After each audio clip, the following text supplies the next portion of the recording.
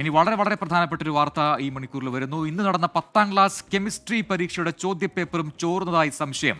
40-ൽ 32 മാർക്കിന്റെ ചോദ്യങ്ങളും MS സൊല്യൂഷൻസിന്റെ ഇന്നലത്തെ ക്ലാസ്സിലിതെന്ന് സ്കൂൾ അധ്യാപകർ പറയുന്നു. ചോദ്യപേപ്പർ ചോർച്ചയിൽ ആരോപണം നേരിടുന്ന സ്ഥാപനമാണ് MS സൊല്യൂഷൻസിന്റേത്. സമീർ സി മുഹമ്മദ് കോഴിക്കോട് നിന്ന് കൂടുതൽ വിവരങ്ങളുമായി ചേരുന്നു. സമീർ, ഇന്നലെ പോലും ഈ MS സൊല്യൂഷൻസ് എന്ന് പറയുന്ന യൂട്യൂബിലെ CEO-യുടെ ഒരു ലൈവ് വീഡിയോ വന്നിരുന്നു. അതിന് പിന്നാലെ ക്ലാസ് വന്നിരുന്നു. ഇതിപ്പോൾ കെമിസ്ട്രി പരീക്ഷയിലെ 40-ൽ 32 മാർക്കിന്റെ ചോദ്യങ്ങളും അവരുടെ തന്ന ചോദ്യങ്ങളാണെന്ന് പറയുമ്പോൾ എന്താണ് ഇതിൽ നിന്ന് മനസ്സിലാക്കേണ്ടത്? ഒരു കോയിൻസിഡൻസ് എന്ന് പറയാൻ അതിനെ ഒരിക്കലും കഴിയില്ല എന്ന് ഞാൻ മനസ്സിലാക്കുന്നുണ്ട്. എൻ്റെ ഒരു പൊതുബോധ്യത്തിൽ എനിക്ക് തോന്നുന്നു അങ്ങനെയാണ്. അപ്പോൾ എന്താണ് സംഭവിച്ചത്? ഇനിയിപ്പോൾ ഇതിലൊരു വേറൊരു കേസ് ഉണ്ടാകുമോ? വിവരങ്ങൾ.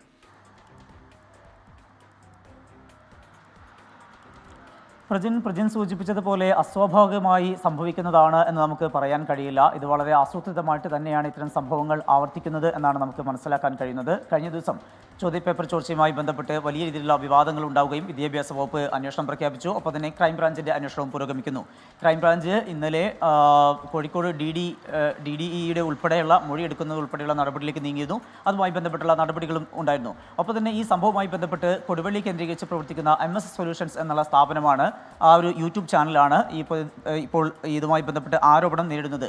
ആ ആരോപണം നേരിടുന്ന ഒരു പശ്ചാത്തലത്തിൽ അതിൻ്റെ പ്രവർത്തനം താൽക്കാലികമായി നിർത്തിയിരുന്നു. എന്നാൽ ഇന്നലെ 7:30 അതിന് വീണ്ടും തുടങ്ങുന്ന ഒരു സാഹചര്യം ഉണ്ടായി. അതിന് 8 മണിയോടുകൂടിയാണ് അതിൻ്റെ ലൈവ് സംപ്രേഷണത്തിൽ അതിൻ്റെ CEO ഷുഹൈബ് പ്രത്യക്ഷപ്പെടുകയും അതുമായി ബന്ധപ്പെട്ടുള്ള ക്ലാസുകൾ നയിക്കുകയും ചെയ്തത്. കെമിസ്ട്രി ക്ലാസ് ആയിരുന്നു ഇന്നലെ ഷുഹൈബ് നയിച്ചിരുന്നത്. ഒപ്പം തന്നെ അതുമായി ബന്ധപ്പെട്ട് മറ്റൊരു പ്രധാനപ്പെട്ട അറിയിപ്പ് കൂടി ഉണ്ടായിരുന്നു. 1500 രൂപ നൽകിയാൽ അവരുടെ വാട്സപ്പ് ഗ്രൂപ്പിൽ അംഗമാകാം. വിദ്യാർത്ഥികൾക്ക് അങ്ങനെ അംഗമാകുകയാണെങ്കിൽ പഠനത്തിന് ആവശ്യമായിട്ടുള്ള എല്ലാ കാര്യങ്ങളും ചെയ്തു നൽകുന്നതാണ് എന്നതായിരുന്നു ആ ഒരു അറിയിപ്പ്. ആ അറിയിപ്പിൻ്റെ അടിസ്ഥാനത്തിൽ വാട്സപ്പ് ഗ്രൂപ്പ് സജീവമാവുകയും ചെയ്തു. അത്തരത്തിലുള്ള ആ വാട്സപ്പ് ഗ്രൂപ്പ് വഴിയാണ് ഇന്നലെ ഇതുമായി ബന്ധപ്പെട്ടുള്ള ചോദ്യ പേപ്പറുകൾ കൂടുതലായും ചർച്ച ചെയ്തത്. അങ്ങനെ അവർ ഇന്ന് ഉണ്ടാകും എന്ന് പ്രെഡിക്റ്റ് ചെയ്ത കാര്യങ്ങളാണ് ഇന്ന് ഏറ്റവും പ്രധാനമായും വന്നത് എന്ന കാര്യമാണ് അധ്യാപകർ തന്നെ വ്യക്തമാക്കുന്നത്. 40 മാർക്കിലുള്ളതിൽ 32 മാർക്കിനും ഇന്നലെ MS സൊല്യൂഷൻസ് ചർച്ച ചെയ്ത ആ ക്ലാസ്സിൽ നിന്നാണ് എന്ന കാര്യമാണ് വ്യക്തമാവുന്നത്. അതുകൊണ്ട് തന്നെ ഈ വിഷയവുമായി ബന്ധപ്പെട്ട് ഇപ്പോൾ കോഴിക്കോട് KSUവിൻ്റെ ജില്ലാ പ്രസിഡന്റ് VT സൂരജ് വിദ്യാഭ്യാസ മന്ത്രിക്ക് പരാതി നൽകും എന്ന കാര്യം വ്യക്തമാക്കിയിട്ടുണ്ട്.